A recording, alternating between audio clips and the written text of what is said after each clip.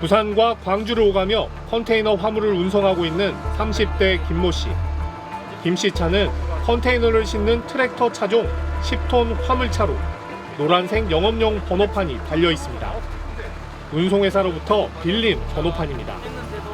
영업용 화물차 번호판은 개인이 아닌 법인, 그러니까 운송사업자에게만 허가가 나오기 때문입니다. 그때는 한 1,800 정도? 지입료는 얼마? 지입료가 한 20만 원 정도. 또 조금 몇만 원 싸요. 그런데 석 달 전 경남 양산시청에서 예상하지 못한 경고장이 날아왔습니다. 김 씨가 달고 다니는 번호판이 가짜여서 운행을 정지시키겠다는 내용이었습니다.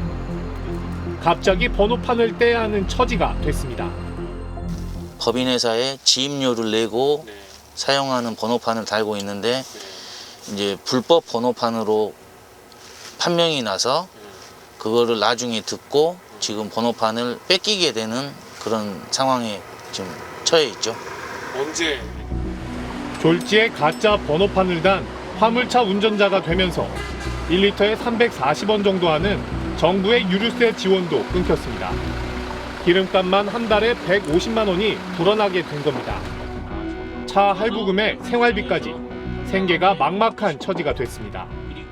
흔히 하는 말로 생기름 떼우고 다니고 있죠. 다 남들은 보조금을 리터당 뭐 얼마씩 보조를 받는데 저희는 그냥 제 돈 내고 대략 월에 100에서 150이요. 김 씨는 3년간 양산시에 정상적으로 차량을 등록하고 꼬박꼬박 세금도 내왔습니다. 그런데 등록을 허락했던 시청이 이제 와서 갑자기 번호판이 가짜라고 통보한 겁니다. 원래 그 번호판은 컨테이너 운반용으로 허가받은 번호판이 아니라는 이유였습니다. 저는 양산시청하고도 많이 전화로 다툴 때 제일 화났던 게 너네가 잘못한 거 아니냐. 내가 세금까지도 이게 보통 신차 출고해서 남바 번호판을 붙일 때 세금이 한 거의 1,000만 원 들어가요. 결국엔 양산시에서 세금도 받아 먹어놓고 정확하게 일 처리를 안 해서 나중에 피해는 우리가 봤는데 나중에 자기네들 하는 소리는 나는 모른다. 무조건 나는 모른다예요. 그렇다면 김 씨에게 번호판을 대여한 운송회사는 이런 내막을 알고 있을까? 부산의 운송회사를 찾아가 봤습니다. 운송회사는 자기들도 번호판을 전남 담양의 운송회사에서 사온 거라고 했습니다. 마찬가지로 컨테이너 화물차에 붙이는 문제없는 번호판으로 알고 있었다고 말합니다. 저희들이 뭐 불법이라고 해서 예를 들어서 처음에 이 진행이 될 때 불법이라고 의심만 됐다고 저희들 통보를 했어요. 그 남발 저희들이 구매를 했겠냐고. 관에서는 10년 동안 아무런 이야기도 없다가 갑자기 이게 불법 차량이다. 그게 난 너무 억울하다는 거지. 사람으로 치면 주민등록 등초본이라고 할 수 있는 자동차 등록 원부를 확인해 봤습니다. 차량 번호, 차대 번호, 트랙터로 표시된 차종, 명의 이전 내역 등이 정상적으로 등록이 돼 있습니다. 등록원부 어디를 봐도 가짜 번호의 흔적은 찾을 수가 없습니다. 이처럼 등록 원부도 정상이고 관할시청에서도 문제없이 차량 등록을 해주니 운송회사나 운송기사가 가짜 번호판을 구분하는 건 사실상 불가능합니다. 저희들도 가서 몇 번을 가서 이런 이야기도 해봤지만 양산시는 어떤 면에서는 단호해요. 자기들은 그 서류상의 문제가 없었다. 그게 다예요. 그런데 어느 날 갑자기 이 운송회사 소유의 번호판 7개가 가짜로 확인됐다는 통보가 날아든 겁니다. 운송회사도 번호판 사오는데 쓴 돈도 날리고 그동안 지원받은 2억 원 넘는 유류세 지원금도 반납해야 하는 상황입니다. 담양에서 왔는데 거기는 뭐 지금 연락할 수 있는 데도 없고 전혀 뭐 연락도 안 주어지고 또 뭐 다른 어떤 업체를 통해서 뭐 수소문을 해보니 뭐 돌아가셨다는 이야기도 들렸고 그래서 저희들이 지금 뭐 그냥 멘붕이 돼 있는 상황이죠. 스트레이트는 한 지자체의 협조를 받아 문제가 된 차량 번호판에 전산 자료를 거슬러 올라가 봤습니다. 자동차 번호판 시스템에서 경남 994로 시작하는 김 씨의 번호를 검색했더니 2013년 전남 994로 시작하는 번호가 경남 994로 바뀐 게 확인됩니다. 전남에 있는 운송회사가 경남 양산으로 번호를 팔았다는 이야기입니다. 여기까지만 보면 문제를 확인하기 힘듭니다. 그래서 원래 번호였던 전남 994 번호의 기록을 더 찾아봤습니다. 원래 번호판이 달려있던 차량의 차종이 나옵니다. 레커. 그러니까 전남에서는 사고가 난 차를 견인하는 레커에 붙어있던 번호판이 경남으로 넘어오며 대형 컨테이너를 실어 나르는 트랙터 화물 번호판으로 탈바꿈한 겁니다. 견인차의 번호판 시세는 보통 1,000만 원, 트랙터는 그 5배인 5천만 원에 달합니다. 누군가의 손을 거치며 5배 비싼 종류의 번호판으로 탈바꿈한 겁니다. 당연히 불법입니다. 따라서 이렇게 세탁된 번호판을 단 화물차의 운송도 위법한 게 되는 겁니다. 누가 이런 짓을 저지른 것일까? 담당 시청을 찾아가 봤습니다. 이런 불법적인 일을 발견도 못해서 힘들어.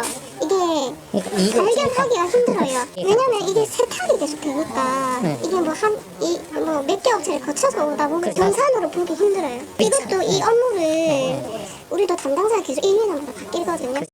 진짜 이게 이 업무가 너무 어렵고 해서 직원들이 다 기피하는 사실 업무거든요. 이런 불법 가짜 번호판 피해는 전국적입니다. 서울 영등포, 인천 강화, 경북 포항에서도 비슷한 피해가 반복되고 있습니다. 여러 곳들에 샀는데 이제 이 포항시가 저에게 공문을 보내서 이게 불법 남바다, 감차 처분 대상이라는 거예요. 이게 왜 나에게 불법 남바냐? 포항 나라에서 가면 국가에서 나에게 불법 남바를 줬느냐? 우리는 이거 취득을 할 때 취득세, 등록세 다 납부를 다 하고 국가의 세금을 차량에 부과되는 세금을 다 냈는데. 어디서부터 잘못된 걸까? 스트레이트는 오랜 기간 화물차 운송업에서 일해온 제보자로부터 실마리를 얻을 수 있었습니다. 제보자는 전문적으로 불법 번호판을 만들어 거래하는 세력이 2004년 이후 등장하기 시작했다고 조심스럽게 입을 열었습니다. 이게 통계로 보면 2007년, 2004년도 허가제 시행 전국적으로 트랙터가 27,000대였습니다. 지금 35,000대입니다. 8,000대가 늘어났는데 이 공급기준고시가 한 번도 변동이 된 적이 없으니까 정차가 늘어날 이유가 없잖아요. 2004년 1월 국토부는 영업용 화물차 번호판 발급을 등록제에서 허가제로 바꾸며 신규 발급을 제한하기 시작했습니다. 화물차 공급 과잉으로 인한 운송료 폭락과 이에 반발한 화물연대 파업으로 이어진 물류 대란이 계기가 됐습니다. 허가제로 화물차 공급이 무분별하게 늘어나지 않도록 제한해 화물업계를 보호하겠다는 취지였습니다. 그런데 신규 화물차 번호판을 발급받기가 까다로워지자 마치 개인 택시 번호판 같은 시장이 형성되기 시작했습니다. 컨테이너를 운반할 수 있는 트랙터 화물차 번호판은 시세가 5천만 원 넘게 치솟았고 일반 대형 화물차 번호판도 3천만 원까지 올랐습니다. 이렇게 번호판이 돈이 되자 차량 이력과 번호판 정보를 조작해 가짜 번호판을 찍어내는 업자들이 생겨났다는 설명입니다. 그거는 그래 처벌해봐야 운수사법 위반으로 가면 잘해봐야 벌금 2천만 원에 징역 2년이거든요. 그거로 먹은 돈이 얼마인데 그거 됐습니까? 최근 국토교통부에는 가짜 번호판 3천여 대의 정보가 담긴 제보가 들어왔습니다. 이 가운데 현재까지 확인된 가짜 번호판은 1,300여 대. 화물차 업계는 이것도 극히 일부만 드러난 것으로 보고 있습니다. 관할 지자체의 세금도 다 냈고 등록 서류에도 문제가 없는데 갑자기 내 차 번호판이 가짜다, 불법이다. 그래서 운행을 할 수 없다. 기사님 입장에서는 이건 정말 황당하겠는데요. 그것도 운송회사에 돈을 주고 빌려온 번호판인데 말이죠. 심지어 이 운송회사도 속았다는 거잖아요. 네, 앞서 보신 것처럼 과거 번호판 정보까지 시간을 들여 하나하나 추적하지 않으면 번호판이 가짜인지 아닌지 판별하기가 어렵습니다. 그렇다 보니 피해자가 속출할 수밖에 없고요. 이런 가짜 번호판이 대체 얼마나 있는 겁니까? 이 파악이 좀 되나요? 네, 화물차 공급을 규제하기 시작한 2004년 당시 영업용 화물차는 35만 대 정도 됐습니다. 그런데 지금은 50만 대에 육박합니다. 신규 공급을 강력하게 규제하겠다고 했는데 오히려 40% 이상 화물차 번호판이 늘어난 셈이죠. 야, 정말 이상하네요. 그런데 이런 가짜 번호판은 누가 어떻게 만드는 겁니까? 네, 그래서 가짜 번호판이 만들어지는 과정을 추적해봤습니다.